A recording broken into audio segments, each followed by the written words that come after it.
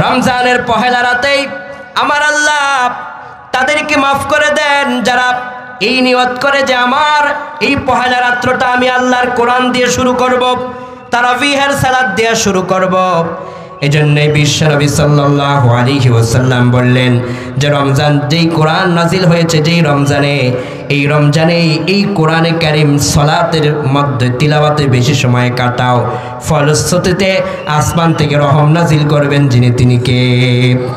বিশ্বনবী আর কয় রমজানের পহেলা রাত্রে আরেক শ্রেণীর মানুষকে মাফ করা হয়। আন আবি হুরায়রা রাদিয়াল্লাহু আনহু قال قال رسول الله صلى الله عليه وسلم من صام رمضان إيمانا واحتسابا غفر له ما تقدم من ذنبه। উম্মতেরা, রমজানের প্রথম রোজাতেই এই নিয়তটা করো, এবারের একটা রোজাও আমি ছাড়ব না, ইনশাআল্লাহ করব। যারা এই নিয়তটা করবে এবারের একটা রোজাও ছাড়ব না, বিশ্বনবী কয় রমজান শেষ হওয়ার আগে তার সব গুনাহ আল্লাহ মাফ করে দেয়। ঈমান নিয়ে সওয়াবের আশায় আশান্বিত হয়ে রমজানের সিয়ামগুলো যারা পালন করে, গাছ থেকে যেভাবে গাছের পাতা ঝরে, রমজানে রোজা রাখলে রোজাদারদের গুনাহগুলো এইরকম করে ঝরতে থাকে। আল্লাহু আকবার। এজন্য বিশ্বনবী কয় ইদা দাখালা রমাদান ফুতিহাত আবওয়াবুর রাহমা। রমজান যখন প্রবেশ করে, শুধুমাত্র রমজান একটা মাস তোমাদের সামনে প্রবেশ করলো না, বরং রমজান প্রবেশ করার মানে হলো রমজান প্রবেশ করা, রমজানের সম্মানে আসমানের সমস্ত রহমতের দরজা আল্লাহ খুলে দেয়, জান্নাতের দরজাগুলো খুলে দেয়। ওয়া গুল্লিকাত আবওয়াবু জাহান্নাম, রমজানের সম্মানে জাহান্নামকে আল্লাহ পাক বন্ধ করে দেয়। আল্লাহু আকবার। ওয়া সুলসিলাতিশ শায়াতিন, শয়তানদেরকে আল্লাহ পাক শৃঙ্খলবদ্ধ করে দেয়। রমজানের সম্মানে রহমতের দরজা খুলে, রমজানের সম্মানে জান্নাতের দরজা খুলে। এই রমজানকে যেন আমরা সুন্দরভাবে পালন করতে পারি, আল্লাহ তৌফিক দাও করে, আমিন। এই রমজানের ভিতরে ছোট্ট ছোট্ট 5টা আমল কখনো ছাড়বেন না, ইনশাআল্লাহ কোন? 1 নম্বরে বেশি করে কোরআন তিলাওয়াত করবেন। কার জন্যে? কোরআনে কারীমের যেই অংশটা পারেন আপনি পড়বেন, পড়লে এই কোরআন আখিরাতের ময়দানে আপনার জন্য সুপারিশের ব্যবস্থা করবেন যিনি তিনি কে? বিশ্বনবী কয় ইকরাউল কোরআন ফাইন্নাহু ইয়াতি ইয়াউমাল কিয়ামা শাফিআন লিআসহাবিহি। রে উম্মতেরা, যেই মাসে কোরআন নাজিল হলো ওই কোরআনকে তোমরা পড়তে থাকো। সাহাবায়ে কেরাম কয় ইয়া রাসূলুল্লাহ কোরআন পড়লে কি হবে? বিশ্বনবী কয় ফাইন্নাহু ইয়াতি ইয়াউমাল কিয়ামা শাফিআন লিআসহাবিহি। যারা 1 সেকেন্ড আল্লাহর কোরআনে কারীমকে পড়েছে, এই কোরআন কিয়ামতের দিন ওই ব্যক্তিকে সুপারিশ করে এক ধাক্কায় আল্লাহর জান্নাতে পৌঁছায় দেবে। এই জন্য এই কোরআন রমজানে বেশি করে পড়বেন। তো সবাই এখন থেকে এই প্রতিজ্ঞাবদ্ধ করুন, যেই রমজানে আল্লাহ কোরআন নাজিল করেছেন, কোরআন নাজিল করার জন্য যেই মাসকে আল্লাহ পাক নির্বাচন করেছেন কোরআন নাজিলের জন্য, এই মাসের প্রথম নম্বরের তিলাওয়াত হবে আমার আল্লাহর 30 পারা কোরআন, ইনশাআল্লাহ। 2 নম্বর আমল হবে রমজানুল মুবারকে বেশি করে দান করবেন। কার জন্যে? বিশ্বনবী কয় ও আমার উম্মতেরা, বিপদে আছো, মুসিবতে আছো, ইয়া ইবনে আদম আনফিক আনফিক আনফিক, তুমি দান করতে থাকো, আল্লাহর জন্য দিতে থাকো। সাহাবায়ে কেরাম কয় আল্লাহর জন্য দিলে কি হবে? বিশ্বনবী কয় তুমি দিয়েছো 1 টাকা, আমার আল্লাহ সাথে সাথে তোমাকে 1 টাকার বিনিময়ে 10 টাকার মালিক বানায় দিবে। কেউ যদি 1 লক্ষ দেয় তারে 10 লক্ষ টাকার মালিক বানায় দিবেন যিনি তিনি কে?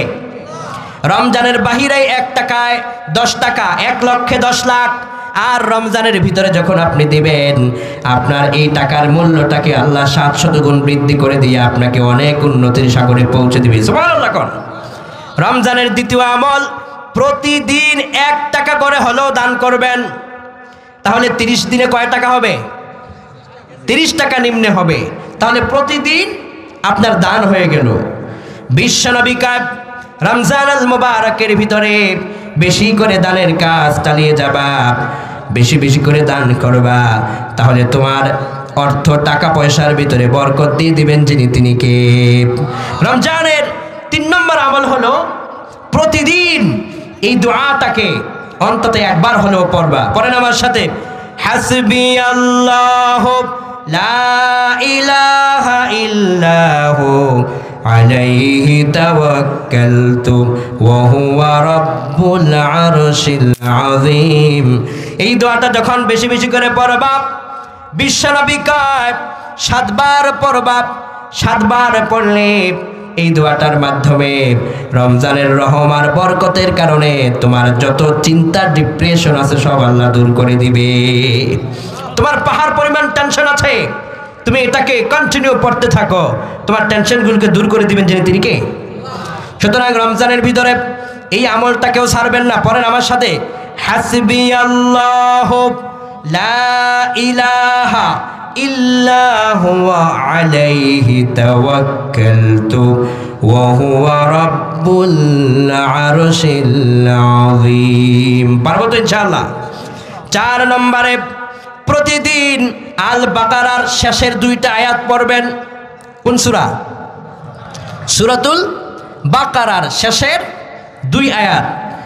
বিশ্বনবী কয় কাফাতা, এই শেষের 2টা আয়াত যদি কন্টিনিউ সব সময় তুমি পড়তে থাকো, তাহলে রমজানের রাতে দাঁড়ায়া দাঁড়ায়া নফল সালাত তাহাজ্জুদের নামাজ পড়লে যেই সওয়াব হবে, রাতের গভীরে এটা পরে যখন ঘুমাবে ওই পরিমাণ সওয়াব আমার আল্লাহ তোমার আমলনামায় ঢেলে দিবেন। মাত্র ছোট্ট 2টা আয়াত।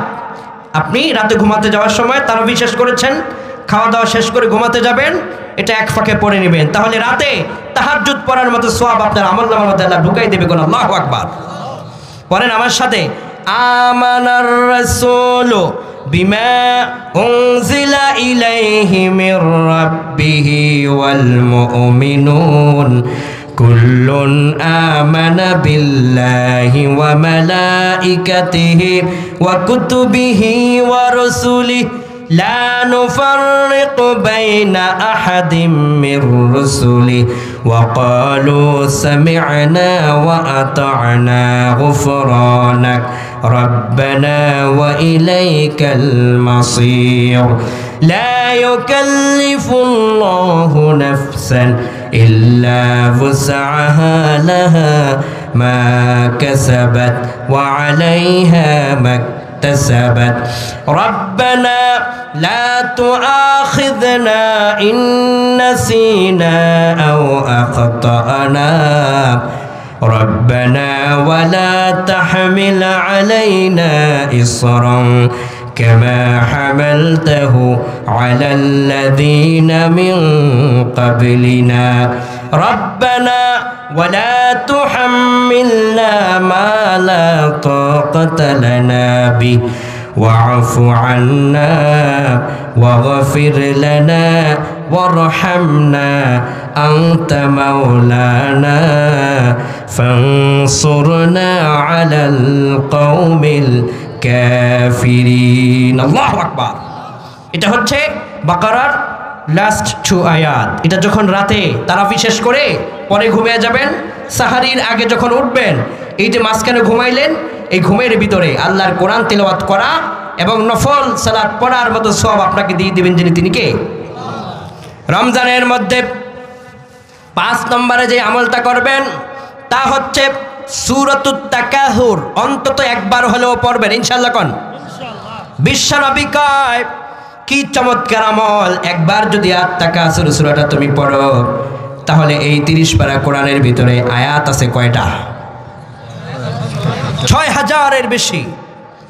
ইবনে আব্বাসের মতে এক কথায় 6000-এর বেশি, 6666 আয়াত সহ প্লাস আয়াত বা কম বেশ যা আছে 6000-এর চাইতে বেশি আয়াত এই কোরআনের মধ্যে, বা ধরুন 6666 আয়াত যদি আত-তাকাসুর